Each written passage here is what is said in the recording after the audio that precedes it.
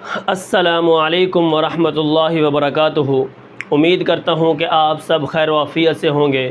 تو آج کا جو ہمارا سبق ہے وہ ہے حرفوں کے وہ مخارج جن کا تعلق دانتوں کے ساتھ ہے۔ سب سے پہلے جو ہم نے مخارج پڑھے تھے ان کا تعلق دانتوں کے ساتھ بالکل نہیں تھا، اور کل جو ہمارا سبق تھا وہ تھے دانتوں کے نام اور زبان کے نام، اور آج جو ہمارا سبق ہے وہ مخارج ہیں جن کا تعلق دانتوں کے ساتھ ہے۔ مخارج کا مطلب آپ کو پتہ ہے جہاں سے حروف نکلتے ہیں۔ تو چلیے شروع کرتے ہیں۔ آج کا جو ہمارا سبق ہے وہ ہے مخرج نمبر 8 سے، کیونکہ 7 مخارج ایسے ہیں شروع میں جن کا تعلق دانتوں کے ساتھ نہیں ہے، اور اس کے بعد آگے وہ مخارج شروع ہوتے ہیں جن کا تعلق دانتوں کے ساتھ ہے۔ تو مخرج نمبر 8 کس کا ہے؟ ضاد کا ہے۔ اس کا مختصر میں آپ کو بتاؤں، حافہ لسان یعنی زبان کی کروٹ، یہ جو ہم کروٹ بدلتے ہیں، زبان کی کروٹ جب اوپر کی 5 داڑوں سے لگے، دائیں جانب سے لگے یا بائیں جانب سے لگے، یہ حرف بائیں جانب سے آسان ہے، دائیں جانب سے کیا ہے؟ مشکل ہے۔ اس حرف کو حافیہ کہتے ہیں۔ حافہ کا معنی کس چیز کے آتے ہیں؟ کروٹ کے آتے ہیں۔ اس کے بعد مخرج نمبر 9 کس کا ہے؟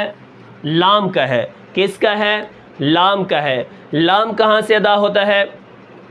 ثنایا، رباعی، انیاب اور زواحق کے مسوڑے، زبان کی نوک اور تھوڑا سا زبان کا کنارہ اور حافہ، زبان کی نوک، ثنایا، رباعی، انیاب اور زواحق کے مسوڑوں سے جب لگے گی تو یہ لام ادا ہوگا۔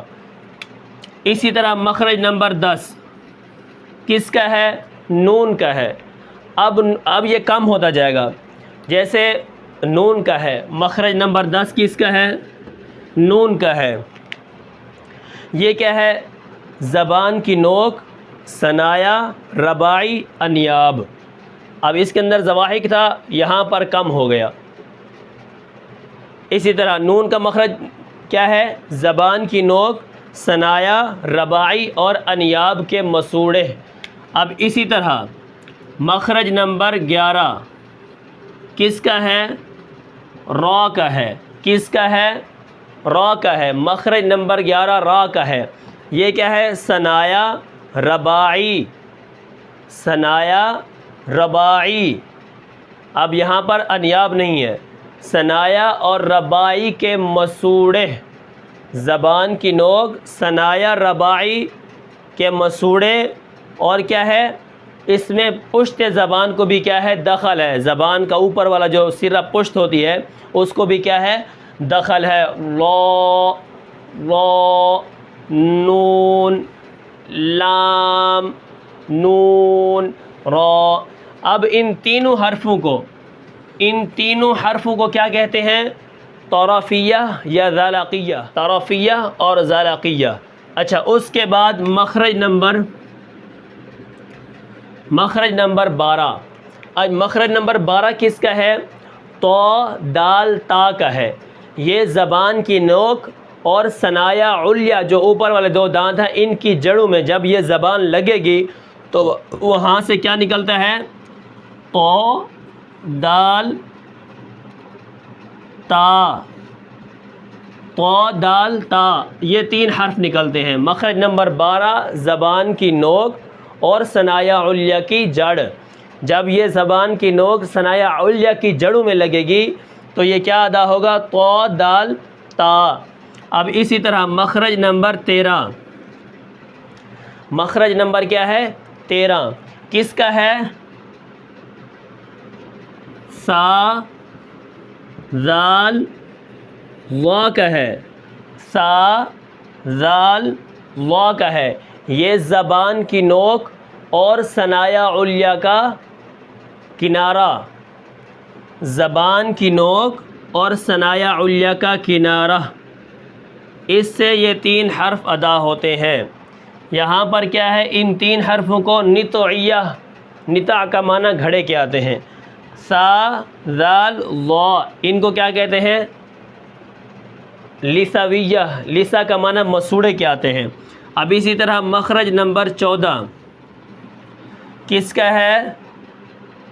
زا سین صاد کا ہے. یہ کیا ہے؟ زبان کا سرہ اور ثنایا سفلی کا کنارہ، مع کچھ اتصال ثنایا علیہ کے بھی ہیں، یعنی ثنایا علیہ کا بھی کنارہ، ثنایا سفلی کا بھی کنارہ اور زبان کا سرہ. جب یہ لگے گا تو زا سین اور صاد ادا ہوں گے. اس کے بعد مخرج نمبر 15 فا کا ہے. کس کا ہے؟ فا کا ہے. مخرج نمبر 15 کس کا ہے؟ فا کا ہے. یہ نیچے کے ہونٹ کا شکم کہتے ہیں پیٹ کو، یعنی نیچے کے ہونٹ کا اندرونی حصہ اور ثنایا علیہ کی نوکیں جب یہ اس کے ساتھ لگیں گی تو فا ادا ہوگا. کیا ادا ہوگا؟ فا ادا ہوگا. اسی طرح مخرج نمبر 16 کس کا ہے؟ با میم واو کا ہے.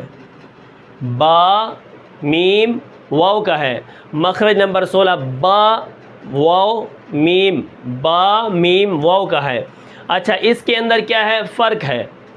با جو ہے ہونٹوں کے تری والے حصے تھے، یہ جو اندر تری لگی ہوتی ہے یہ وہاں سے ادا ہوتی ہے. میم باہر کی خشکی والے ہونٹوں سے ملنے سے ادا ہوتی ہے. جیسے با، اب دونوں تری والے حصے ملے تو با ادا ہوئی، باہر کے دو ہونٹ خشکی والے ملیں گے تو وہاں سے میم ادا ہوگی.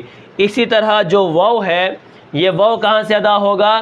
دونوں ہونٹوں کے گول کرنے سے. انضمام شفتین، واو واو واو، دونوں ہونٹوں کے گول کرنے میں. مخرج نمبر 17 جو آخری مخرج ہے، مخرج نمبر 17 یہ کیا ہے؟ خیشوم. خیشوم یعنی ناک کا بانسا. یہ جو ناک ہے یہ مخرج نمبر کیا ہے؟ 17 خیشوم یا ناک کا بانسا، اس سے غنہ نکلتا ہے. تو امید کرتا ہوں یہ آپ کو سبق سمجھ آیا ہوگا، اور یہ ہمارے وہ مخارج ہیں جن کا تعلق دانتوں کے ساتھ تھا. تو ملتے ہیں کل اگلی ویڈیو میں، تب تک کے لیے ہمیں اجازت دیجیے. اللہ حافظ.